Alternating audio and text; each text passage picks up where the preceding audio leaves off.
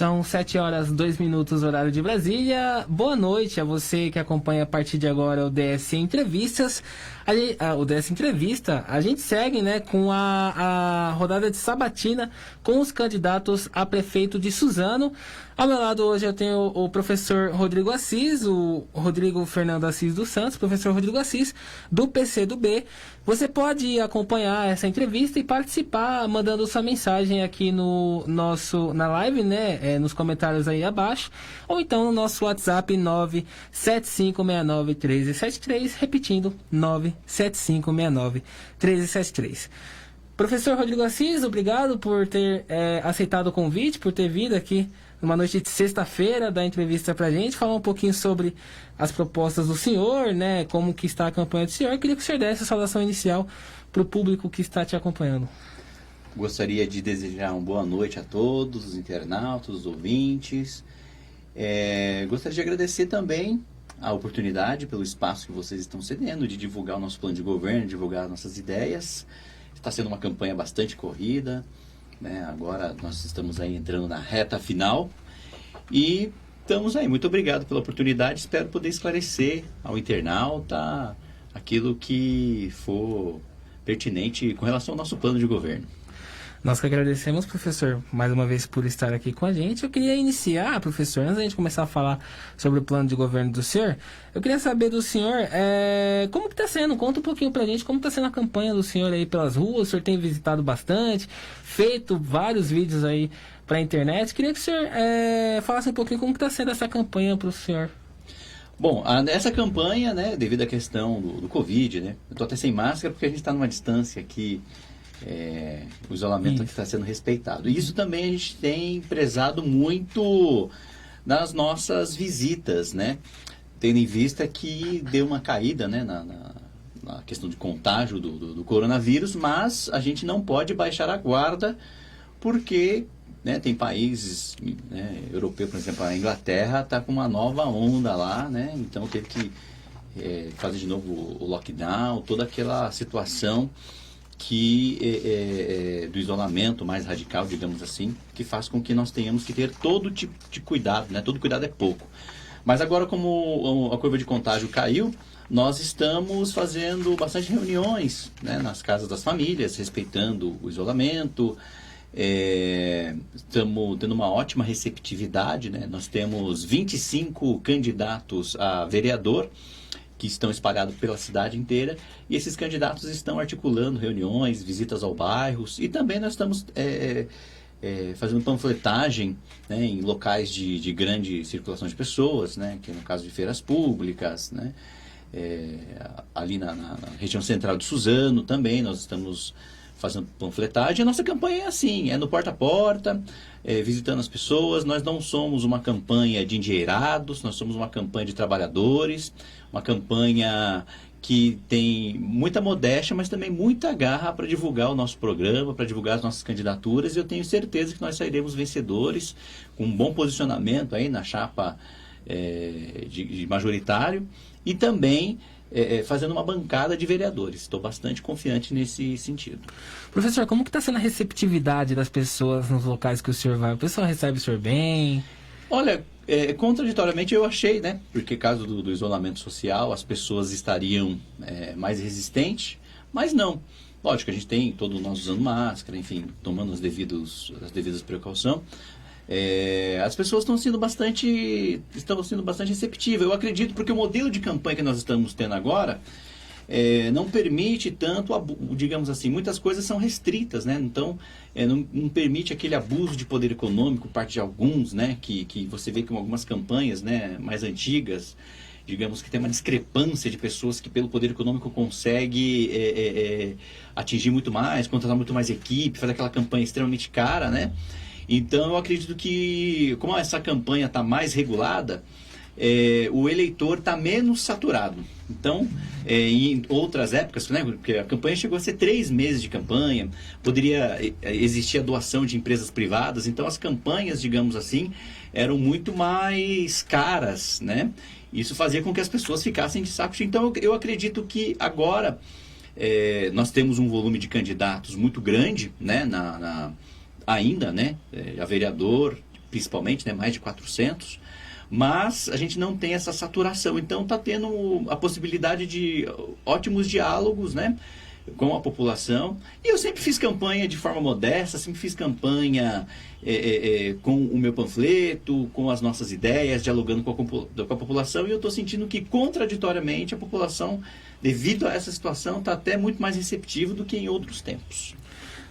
Professor, nós tivemos o debate realizado no meio para o fim do mês passado, né, Exato. pela OAB, e o senhor não esteve no debate. Sim. Eu queria saber por qual motivo? Foi uma estratégia, algo que o senhor pensou? Sim. De acordo com a nossa estratégia eleitoral, né, a gente colocou, primeiramente por escrito, a nossa participação se o prefeito da cidade, ou se todos, na verdade todos, né, em especial o prefeito da cidade, que está aí buscando reeleição, então é com ele que nós queríamos debater. Como ele não participou, a gente também não achou interessante participar desse debate para nossa estratégia eleitoral, né? E aí também tivemos que fazer uma readequação da nossa agenda, então foi essa a questão. E o que o senhor acha, né, de uma situação como essa, né? O prefeito que, como o senhor bem disse, como muitos candidatos disseram ali, ele era o principal alvo, né, do debate. O que o senhor acha da parte dele, ele não achou interessante, né? E eu também não achei interessante ir nesse debate, né? Enfim. E aí eu acabei não indo, né? A parte dele, ele acredita, talvez ele ia ficar numa situação de vidraça, digamos assim, né? Porque ia colocar muitas críticas, ele acabou não indo, e eu coloquei como condição a participação de todos. Certo. Professor, então vamos começar a falar sobre as propostas do senhor, né? O senhor, por ser professor, talvez um dos mais importantes aí é a questão da educação. Claro. No plano de governo do senhor, o senhor tem uma proposta que me chamou muito a atenção de acompanhamento dos alunos com nutricionistas, psicopedagogo e odontologista. Como que o senhor pretende fazer esse projeto implantar nas escolas aqui do município? Exatamente. Quando a gente pensa em implementar projetos, a grande discussão vem de onde vem os recursos, né? A gente consegue, a nossa rede, né, municipal, enfim, é uma rede bastante riquíssima. A gente consegue fazer projetos de formação dos próprios professores, aproveitar a nossa mão de obra, né? Por exemplo, a parte da psicopedagogia, que é a parte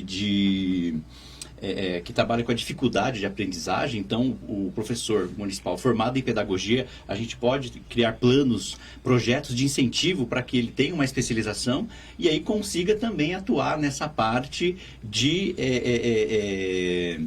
auxílio, né, a quem tem alguma dificuldade de aprendizagem. Isso tudo, não estou inventando a roda, não. Eu sou professor também da Prefeitura Municipal de São Paulo e existe esse projeto lá, que é um projeto muito bom, que quem ocupa essas vagas são os próprios professores da rede mesmo, né? Então, isso é um ponto na questão da parte da psicologia.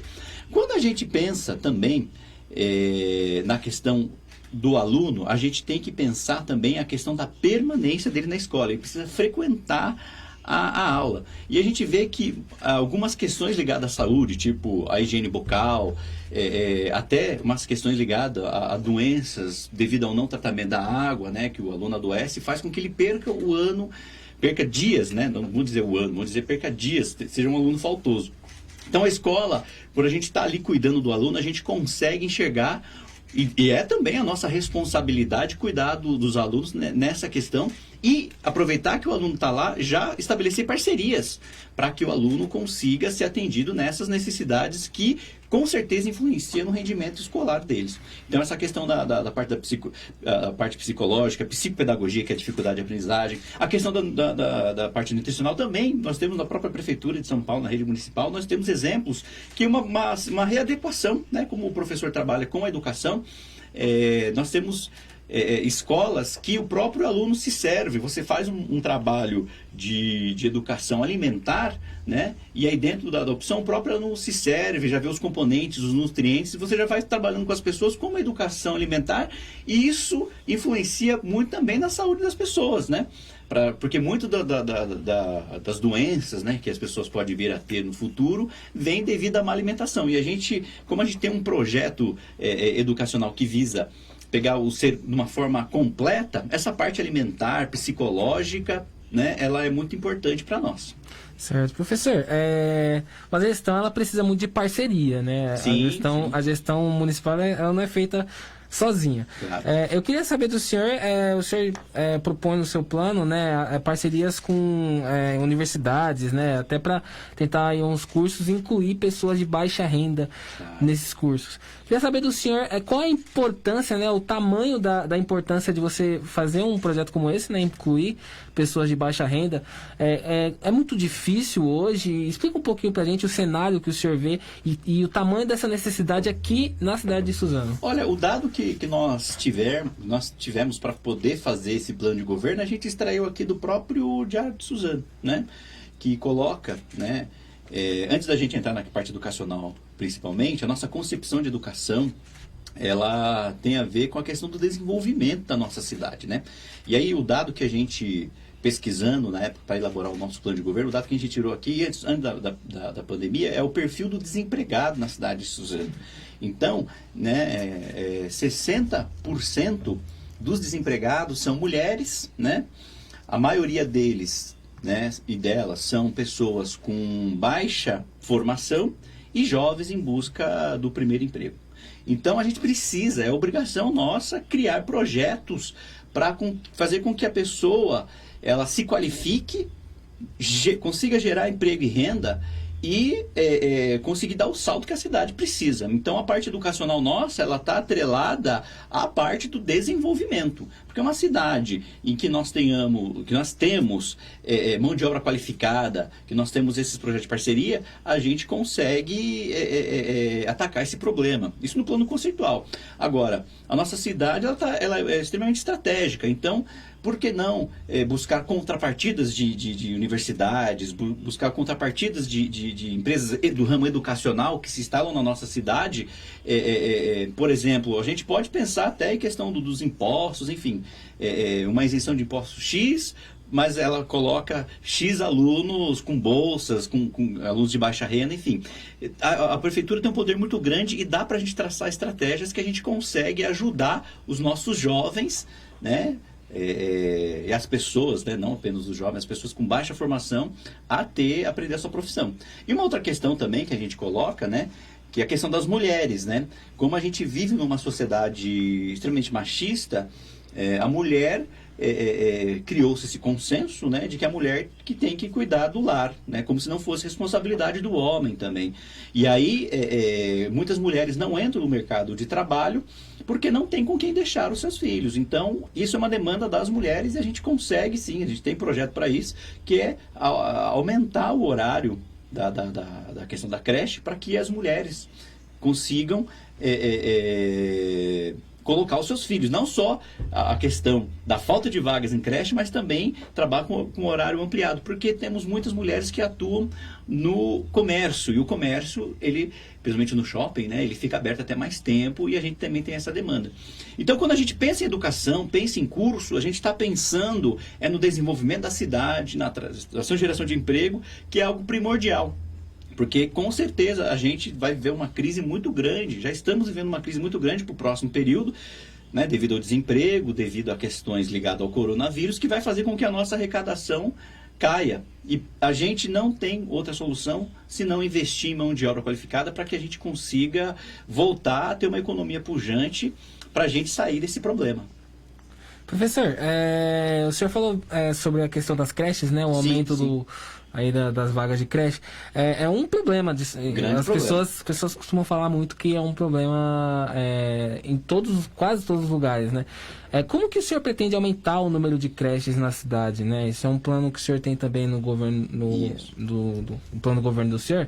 Como que o senhor pretende aumentar o número de creches na cidade? A gente pode partir primeiro para o plano ideal, né? O plano ideal é construção de creches com funcionários, né, concursados, valorizados. A creche não pode ser um depósito de criança, né? Só que assim, esse demanda um recurso que a gente precisa buscar, inclusive, né, com participação da esfera estadual, da esfera federal, né? Esse recurso a gente vai lutar para buscar. Mas também a gente pode, mais uma vez, estabelecer parcerias com outras, né, com outras iniciativas que possam vir a fazer com que nós tenhamos cada vez menos crianças fora da creche. Então, nós não vamos medir esforços, né, para que nós possamos acabar com esse problema que, de fato, as mães reclamam muito. E aí, isso já repercute naquele dado que o próprio Diário de Suzano colocou, né? Que isso causa até o desemprego. As mulheres não conseguem se inserir no mercado de trabalho devido a isso. Então, como é que a gente vai acabar com isso? Primeiro, buscando, óbvio, que é a qualidade como um todo, com concurso público. Até porque eu sou professor, eu também eu acredito que no ensino público, com qualidade, com profissionais concursados, mas se num primeiro momento, né, como a gente também já está com um problema de arrecadação, né, não vamos aqui dizer que eu tenho a varinha mágica para a solução dos outros problemas, isso aí eu estaria cometendo, digamos, estelionato eleitoral. Mas a gente vai olhar isso vamos resolver esse problema de todas as formas possíveis. O ideal seria com concurso público, aumentando a infraestrutura da própria prefeitura. Mas parcerias com entidades sérias, a gente também está disposto a fazer para resolver o grande problema. Vamos resolver primeiro o problema da falta de vagas em creche. Depois a gente resolve outros problemas, né? Que é a questão do concurso público, criar creches financiado pela prefeitura, enfim, com toda a qualidade que a gente precisa, né? Certo. Professor, outra ideia que o senhor tem no plano de governo com relação à educação é a inclusão de Libras, né? Libra de sinais nas escolas. O senhor pretende, além de incluir Libras nas escolas, o senhor pretende incluir outros serviços públicos aqui da cidade? O senhor acha que há um problema da cidade, essa questão de Libras? Sim, existe a demanda. Eu mesmo, né, na escola, sou professor da Escola Estadual Maria Elisa. O Estado tem os intérpretes, né, que ele consegue adequar os intérpretes. Eu já relatei, né, conversando com a intérprete, né, que ficava na minha aula e tal, ela relata várias vezes que no serviço público vai lá a pessoa da comunidade surda e não tem ninguém para atendê-la. E ela tem que, assim, como ela é uma pessoa muito solidária, ela meio que para tudo para ir buscar as pessoas. Então existe essa demanda na cidade, sim. E a Libras é considerada a segunda língua nossa, né? Então a gente tem que prestigiar, sim, porque o nosso governo é um governo de inclusão das pessoas, né? Principalmente da comunidade surda. Certo. Professor, vamos falar sobre direitos humanos, porque o senhor quer, já aproveitando também sobre essa questão, o senhor quer criar uma Secretaria de Direitos Humanos aqui na Prefeitura. Como que vai funcionar essa secretaria? Explica um pouquinho pra gente. Na verdade, a gente colocou essa questão, óbvio, né? A gente tem essa parte da Secretaria de Direitos Humanos, que ela é uma secretaria que perpassa por diversas outras secretarias, inclusive a parte da assistência social, educacional, mas principalmente para chamar o debate na sociedade, porque o termo direitos humanos é muito deturpado, né? Então criou-se uma convenção, uma falsa convenção de que direitos humanos é defender direito de bandido, enfim, é uma coisa. Direitos humanos é algo extremamente abrangente, muito mais abrangente do que isso. Então quando a gente coloca uma Secretaria de Direitos Humanos, a gente quer que essa pauta, né, seja verdadeiramente respeitada, que é você respeitar a diversidade, você respeitar o direito do outro. Então, por exemplo, a Secretaria de Direitos Humanos ela vai perpassar todas as outras secretarias para que os direitos fundamentais das pessoas seja garantido. Uma questão que seria pauta dos direitos humanos, por exemplo, né? Direito fundamental do ser humano está na escola, né? E, infelizmente, nesse período de crise, a gente vê, inclusive, crianças, né? Tendo que trabalhar, se virar, vendendo coisa no farol. Então, aí é um problema de direitos humanos gravíssimo, né? Aquela criança que está ali trabalhando, sendo que ela não deveria estar ali, né? Então, a nossa ideia, ao criar a Secretaria de Direitos Humanos, seria isso. E também, na parte da segurança pública, você, inclusive isso está no estatuto, né, naquilo que concerne a prefeitura municipal, que é a guarda municipal, está no estatuto das guardas municipais, que é uma lei federal, o respeito aos direitos humanos, às garantias fundamentais, principalmente nesse período que a gente está vivendo, né? Um período de ascensão da extrema-direita, um período de ascensão do bolsonarismo, digamos assim, que já está, a gente acredita não, já está em uma série de contradições, já está enfraquecendo, a população já está vendo que o caminho é esse, mas a gente quer colocar esse debate que nós vamos sim colocar os direitos humanos digamos assim, num privilégio de uma secretaria para que isso não seja desassistido. Certo. Tem um projeto bastante interessante. O senhor, o plano do senhor ele é muito voltado para as minorias. Sim. E os direitos humanos também têm a ver. Então, eu peguei um caminho, porque as pessoas elas têm uma visão dos direitos humanos, mas ele é extremamente abrangente. A Carta Universal dos Direitos Humanos abrange a mim. Desde que você seja ser humano, você é um ser de direitos. Né? Então, abrange também a questão da diversidade, da comunidade LGBTQIA+, a questão do racismo estrutural na nossa sociedade, também é uma questão de direitos humanos. Né? Sim. O acesso à internet é outro destaque também que o senhor coloca, né? Principalmente com essa ideia de colocar o Wi-Fi, espalhar o Wi-Fi pela cidade aí também, a questão da periferia. Como que o senhor pretende fazer isso? Explica um pouquinho melhor sobre esse projeto de Wi-Fi, né, na cidade, em vários pontos da cidade. Exatamente. O Wi-Fi... É algo que tem em São Paulo, né? Isso. Não, e também, assim, isso a gente colocou, né, devido à experiência de outros países. Agora, né, nessa questão do coronavírus, que nós não estamos podendo frequentar a escola, até outros países, né, uma ideia que eu vi, não que necessariamente a gente vai dessa forma, mas uma solução que alguns países tiveram para as crianças, né, os jovens terem acesso à internet era o ônibus da escola, né, que estava ocioso porque as crianças não estavam indo, ele acabou sendo uma espécie de roteador para as pessoas, né? Então, existem soluções para que as pessoas possam ter acesso à internet. Na maneira que nós estamos pensando internet nos pontos turísticos da cidade, obviamente, aqui na Praça das Flores e tal, mas principalmente nas áreas periféricas, para que as pessoas possam também ter essa inclusão, porque cada vez mais o mundo está digitalizado, né? Pela internet você consegue achar uma série de conteúdo muito bom, né? Então, a nossa ideia é essa, implantar esses pontos de Wi-Fi nas áreas central também e contemplar principalmente a área periférica e ainda mais agora que nós estamos, né, nesse problema de não podermos frequentar a escola por causa do coronavírus. É uma ideia também de colocar nos ônibus, o senhor tem o senhor planeja isso, colocar nos ônibus também, assim como acontece em vários ônibus da cidade de São Paulo? Sim. A ideia nossa é criar uma cidade inclusiva, né, das pessoas poderem estar conectadas e poder ter acesso à informação, né? Certo. Inclusive, uma das nossas estratégias mesmo de campanha é a internet. A gente está... e tem bastante retorno, né? Então, a internet, ela veio para ficar. Perfeito. Tem um pessoal acompanhando aqui na nossa live, professor. O William Galvão está perguntando sobre enchentes na cidade. Que posição que o senhor tem a respeito disso, né? A cidade, ela já sofreu bastante com enchentes. Queria que o senhor falasse um pouquinho sobre esse assunto. Principalmente ali... onde a gente vê que tem esse problema, né, ali a marginal do Una, que precisa ser feito ali uma obra, né, para que tenha escoamento da água. Porque assim, ali a região, eu digo, a marginal do Una, a região do Parque Maria Helena também sofre com bastante problemas, né, da falta de vazão de água. Essa questão, assim, eu vejo que é uma questão de falta do poder público exigir contrapartida. Porque ali a região, por exemplo, onde hoje é a Nova Urupês, né? Eu lembro que, assim, eu sou nascido em Mogi das Cruzes, mas fui criado aqui sempre. Eu lembro que na minha infância ali, né? Ali era horta, né? Ali era terra preta, né? Terra boa para se plantar.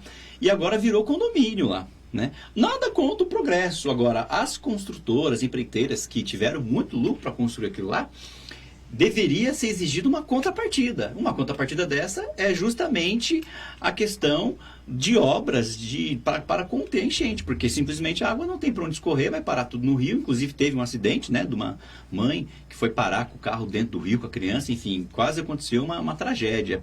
Então nós temos esse olhar, sim, nós não vamos deixar isso acontecer. Novos empreendimentos têm que trazer contrapartida porque o impacto é muito grande.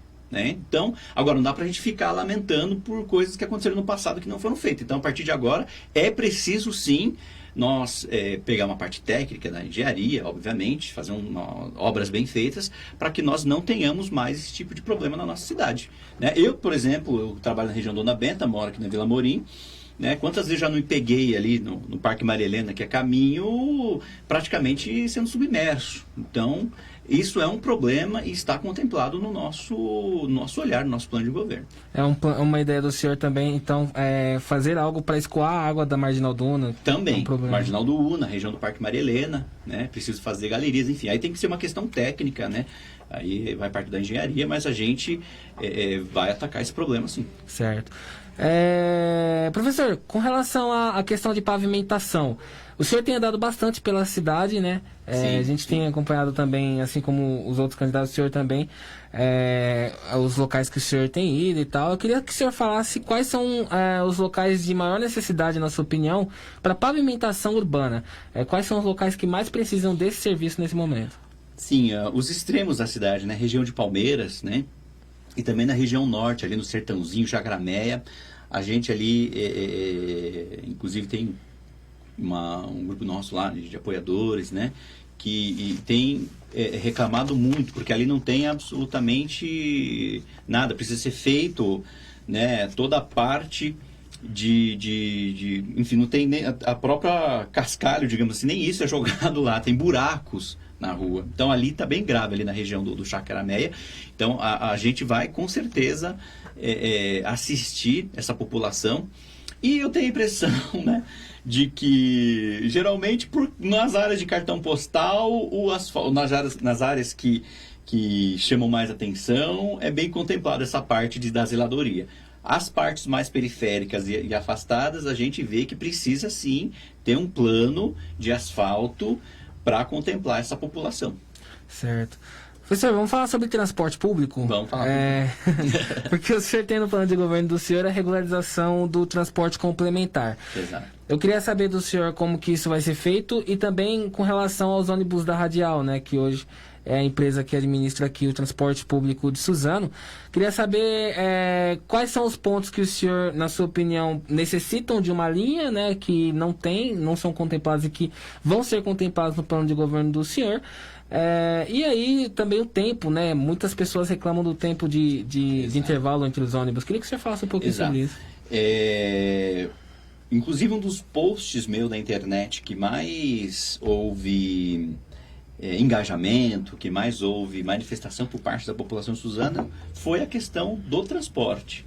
E a reclamação, principalmente na região do Maitê, né, até a própria região norte, né, locais que a pessoa, para chegar no ponto, tem que andar meia hora, né, enfim. Então, a gente precisa urgentemente aumentar a quantidade de ônibus nas linhas, para que as pessoas... E também aos finais de semana, que as pessoas falam que tem regiões, né, principalmente a região do Maitê ali, que a gente tem uma base muito forte lá, o pessoal reclamou que lá o ônibus passa 2 vezes ao dia, a pessoa fica praticamente ilhada, sem acesso à cidade. Então isso é um ponto que a gente vai bater muito como contrapartida da empresa que está ali, né? E algo que a gente vai também estar de olho nas contas da própria empresa.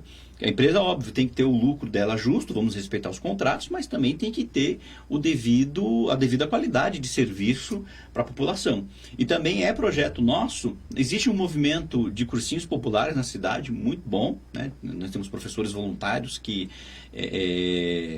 trabalham com cursinho popular, ajudando jovens a ingressar na universidade pública, obter o ProUni, né? E esses alunos vêm de áreas periféricas, né? Famílias de baixa renda, e a gente vai contemplar esses alunos também de cursinhos populares na questão do passe livre, né? Que isso é importantíssimo, né? E, enfim, também estender os desempregados, porque a pessoa está desempregada, a pessoa é baixa renda e ela mora na região extrema da cidade, o poder público tem que dar o incentivo para que a pessoa consiga buscar formação, buscar trabalho e sair daquela situação. Porque se a pessoa está desempregada, como que ela vai buscar emprego se ela não tem acesso à cidade, não tem condições de pegar o ônibus? Então, é essa questão que a gente vai trabalhar no primeiro momento, que é demanda da nossa base, do pessoal que tem discutindo com a gente, e também isso veio também através da internet, que é aumento nas linhas, principalmente aos finais de semana, passe livre para os alunos de cursinho, e também se estender isso aos desempregados. Tem até o passe de férias, a cota de férias também para os alunos também. Sim, claro. Professor, sobre o transporte complementar, como que o senhor vai regularizar aí e vai haver um aumento na frota também das vans? Então, se a van existe é porque o ônibus não está contemplando as pessoas, né? Obviamente também tem que ter fiscalização das vans para que elas possam dar o devido apoio, o devido serviço de qualidade das pessoas. Mas eu vejo a van como algo que está auxiliando o nosso transporte público. Porque se com as vans já tem reclamação, né, de lugares que estão isolados, imagine se nós tirarmos a van, né? Então a gente vai trabalhar sim dentro com os representantes da van para que a gente possa melhorar a qualidade do serviço, que a gente possa prestigiá-los também, porque assim a gente está prestigiando a própria população que tanto precisa de ter acesso à cidade. Beleza. Professor, vamos falar sobre saúde pública? Vamos falar. Né? Nós temos o Hospital Público de Suzano, sim, que está sendo construído lá, né, ao lado da Piaget, né, atrás da Piaget. Eu queria que o senhor falasse sobre o Hospital Público. Se o senhor for eleito, o senhor vai concluir? O senhor pretende fazer em outro local? Como que o senhor pretende melhorar a saúde da cidade com esse novo hospital, que é um plano dentro do plano de governo do senhor? Sim, nós estamos contemplando o hospital público, que é uma demanda da população, né? Por onde a gente passa, o povo clama por um hospital público, né, que possa atender as pessoas, que tenha mais um pronto-socorro, que possa fazer com que nós tenhamos um salto de qualidade na saúde pública de Suzano. Porém, uma discussão que eu faço com a população é que só o hospital, ele não basta. Nós temos que fazer funcionar as UBSs, né? As UPAs. Nós temos que fazer com que a pessoa ela possa ter acesso ao atendimento de saúde de forma descentralizada no seu bairro. Porque se você constrói um hospital numa região central e as outras regiões ficam desassistidas, você vai aglomerar todo mundo num polo só, né?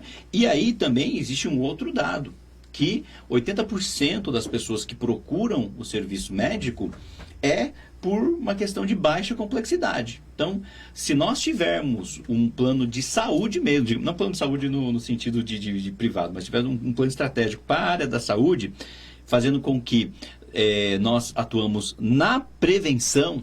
E a prevenção é a questão de você aferir uma pressão, a questão de você medir o nível de insulina para a questão da diabetes, porque isso pode causar outras doenças. Então, por exemplo, a diabetes, né, se não for tratada, ela pode causar gangrena, a pessoa tem que tirar parte do membro, ela pode até causar cegueira, né? A questão da pressão alta, ela pode, enfim, causar uma série de outras complicações. Isso são coisas que, se você tiver uma medicina familiar, se você tiver um trabalho de prevenção com a população, você já previne boa parte disso. Uma outra questão é fazer com que os postos de saúde não sejam postos de doença, fazer com que a pessoa vai procurar o posto de saúde só quando já está com algo agravado, né? Então, todo um plano que tem que ser feito. Só o hospital, ele não vai resolver o problema se não tiver uma rede, né, de unidade básica descentralizada, né, auxiliando as pessoas. Agora, a questão do hospital é uma verdadeira novela, né? Era para ser lá na região ali onde hoje é o Mercado Açaí lá, né? Aí transferiram de lá para a região ali da Piaget. Enfim, aí o governo vê que tem 2 projetos, aí não financia, enfim. A gente vai ter toda a vontade política para fazer com que essa obra importante. E, obviamente, um hospital desse porte, a gente precisa também de apoio, tanto do governo estadual quanto do governo federal, para que ele seja financiado. Porque construir um hospital, construir o BS, não é só você fazer o prédio e chamar aquilo de hospital. Você tem que ter profissionais de todas as áreas, né? O médico, especialista, isso é uma falta muito grande na cidade de Suzano, né? Nós temos pessoas que esperam muito tempo para ter um especialista, até esquece, não lembra, enfim. Então a gente precisa ter profissionais ter o equipamento público e ter o profissional para atender essa demanda da população.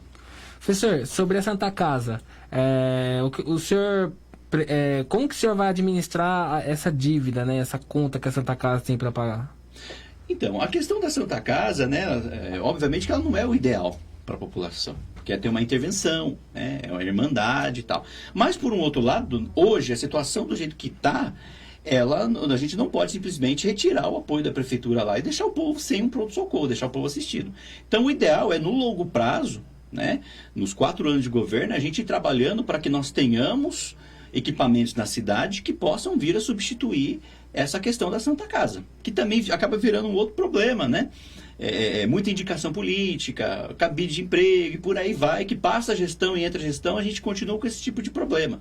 Então, assim, óbvio, também não vamos ser irresponsáveis dizer que no primeiro ano de governo isso não é o que vai acontecer, mas no nosso plano, no longo prazo, na medida que a gente for conseguindo estruturar as UBS, se a gente for articulando para que venha o nosso hospital, a gente vai deixando de lado essa questão da Santa Casa, porque até não vai precisar, obviamente, mais, né? E também, obviamente, você também, uma outra questão que é demanda da população. A gente só tem um pronto-socorro na região de Suzano, é muito ruim. Porque, por exemplo, eu para vir para cá, eu estava na região do Miguel Badra, né? Eu demorei quase 30 minutos com o trânsito. Se eu tivesse com uma doença grave para chegar em Santa Casa, eu teria morrido. Então, e se eu morasse em Palmeiras, aí já teria sido pior até. Então, a nossa ideia também é criar, dentro da descentralização, é criar pronto-socorros, né? Pelo menos um na região norte e outro na região sul lá de Palmeiras, para que as pessoas que têm uma emergência não morram, né? Digamos assim, na espera de um atendimento. Certo? E a Santa Casa especificamente não é o modelo ideal, mas a gente vai trabalhar no longo prazo para que, à medida que a cidade for tendo infraestrutura, a gente vai deixando de lado essa parte da Santa Casa. Há uma vontade, né, dos governos aqui da região da reabertura, lógico, do Hospital das Clínicas. Sim. Como que o senhor vai tratar isso? É uma questão estadual, né? Uma questão estadual. Ali o governo...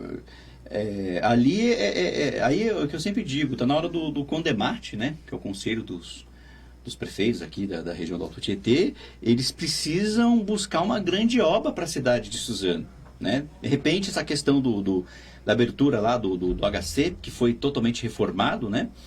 E também uma outra questão que já entra, né? Não querendo mudar de assunto, mas uma outra questão também que tem a ver com o governo estadual, que a gente precisa atacar também, entrando na mobilidade urbana, é a questão da alça do Rodoanel, que não sai, né?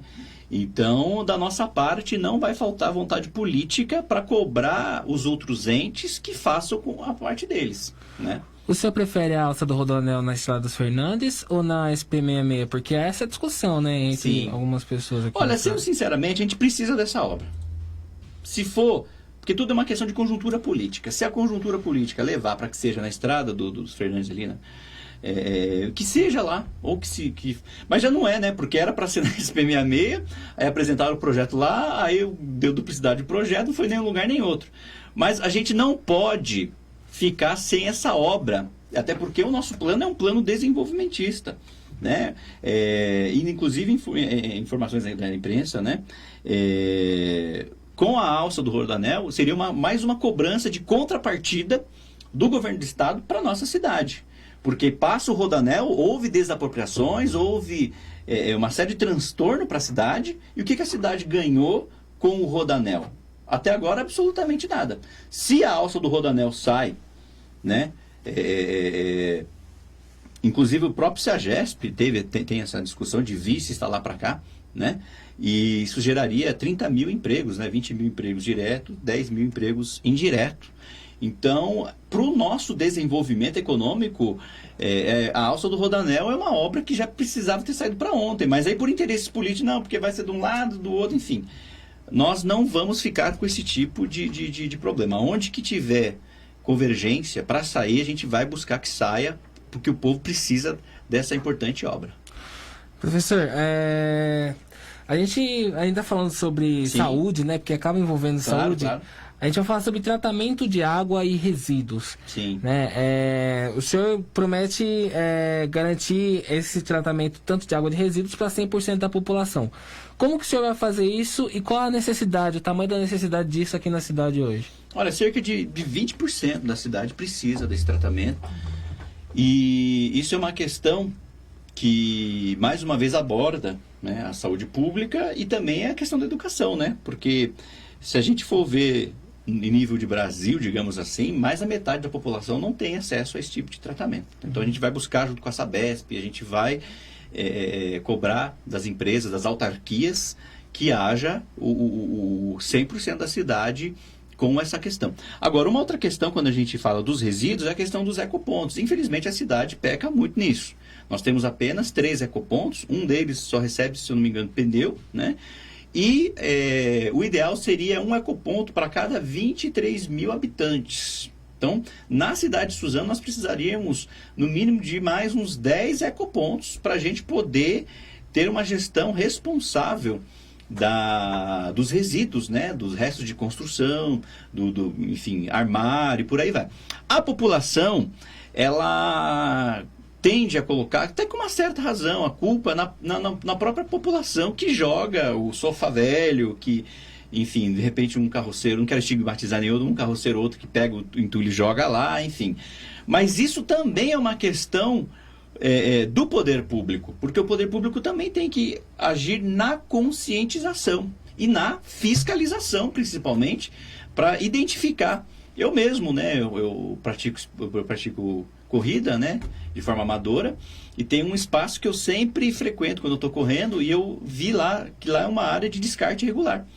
Eu já encontrei pessoas já jogando armário, jogando resto de construção lá naquele ponto. Então eu que vou esporadicamente, passo por aquele percurso, consigo encontrar pessoas, né? Então o poder público com uma estratégia conseguiria sim fiscalizar.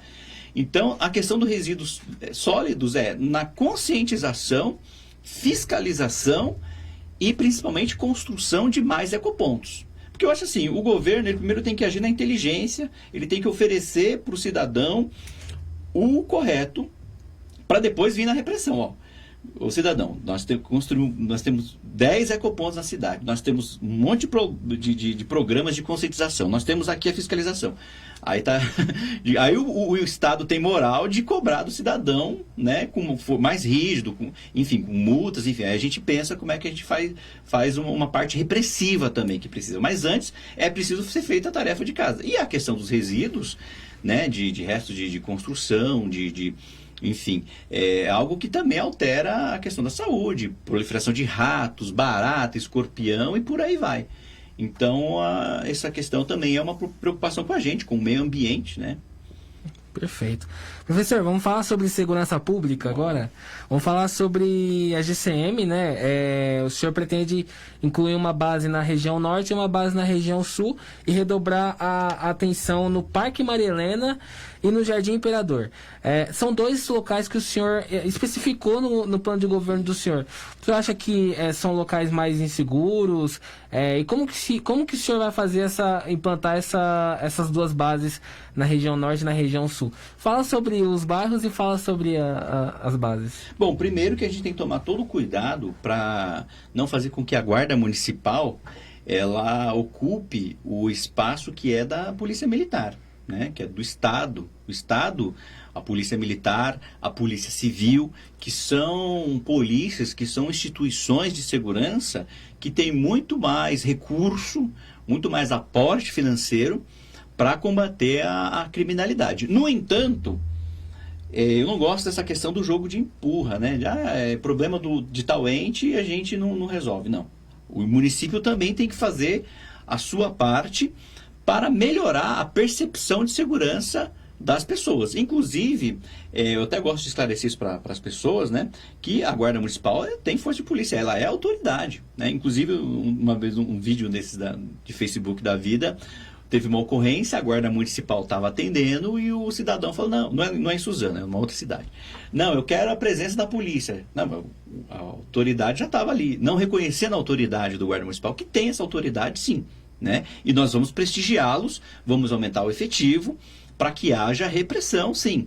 Agora, só a repressão não basta. A gente precisa agir também, principalmente com inteligência, com monitoramento, sempre estando um passo à frente à criminalidade. E também não tem como sair dessa discussão da violência sem atacar os outros problemas também, que é a parte da cultura, a parte da educação, a parte da geração de emprego e renda, para fazer com que aquelas pessoas que cometem mais criminalidade, né, segundo as estatísticas aí, são os jovens aí, né, de até 29 anos, que são os que mais cometem crime, essa pessoa que está nesse tipo de idade, ela seja atraída por coisas positivas que o Estado está fazendo e não sintam-se largadas e seduzidas pela parte criminal, né?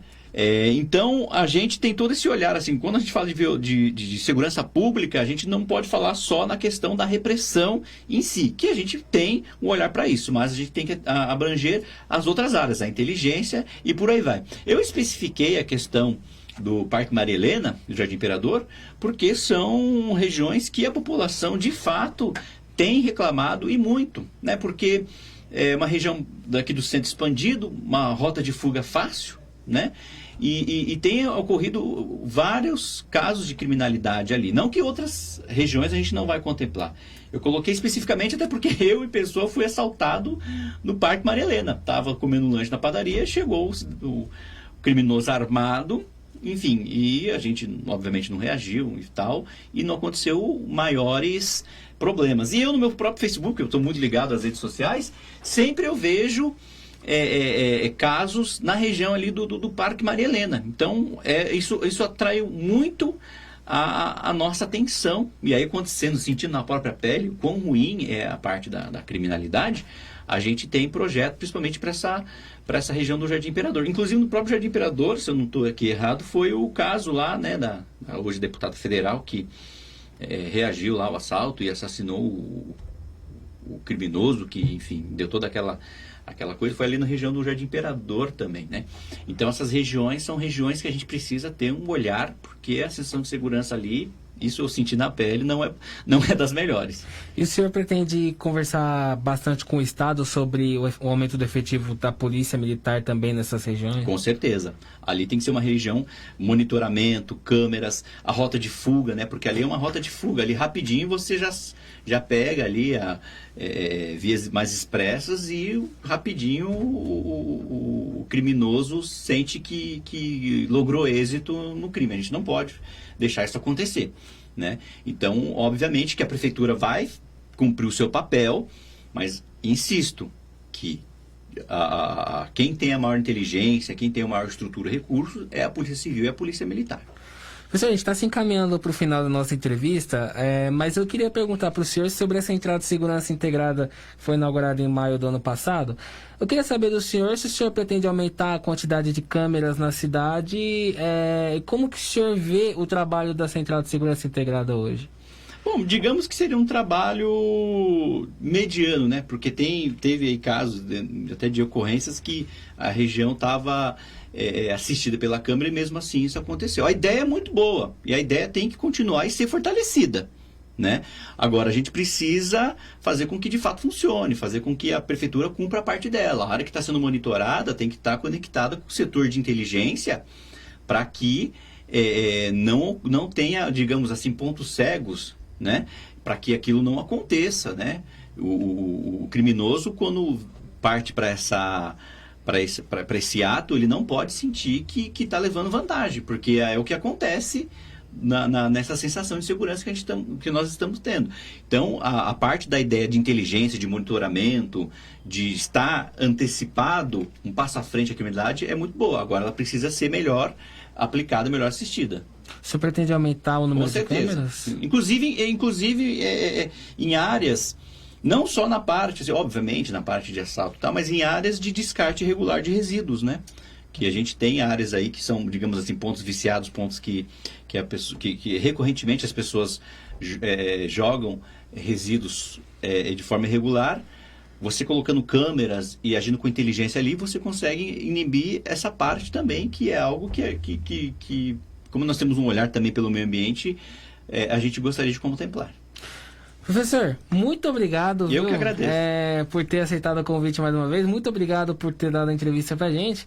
Eu queria que o senhor falasse com o público agora que está acompanhando o senhor. Semana que vem, praticamente, nós já teremos já o primeiro turno das eleições. Eu queria que o senhor falasse com as pessoas que estão acompanhando o senhor. Bom, gostaria de agradecer a todos vocês pela audiência, por ter acompanhado. A nossa candidatura é uma candidatura propositiva. Nós visamos identificar o problema e apontar soluções de acordo com o extenso debate que nós estamos fazendo com a população de Suzano. Então, gostaria de dizer, ajude o professor Rodrigo Assis a chegar no segundo turno das eleições municipais. Né? Vote 65 para que nós possamos fazer um debate propositivo, um programa de governo que vai escutar o cidadão, que vai ter participação popular, pensando em resolver os problemas que tanto afligem a população de Suzano. Vote 65 para prefeito e para vereador também. Nós temos uma chapa muito forte, uma chapa que está aí na luta. Pesquisa os nossos candidatos a vereador também. E é isso aí. Vamos até o dia 15 com muita empolgação, muita luta e muita disposição de fazer a nossa campanha. Obrigado, professor. Eu que agradeço. Com o professor Rodrigo Assis, a gente encerra a nossa rodada de sabatinas aqui no Diário de Suzano. A gente espera que você consiga ter escolhido o seu candidato preferido e que nós possamos ter ajudado você nesse processo. Um abraço a todos e até o próximo DS Entrevista.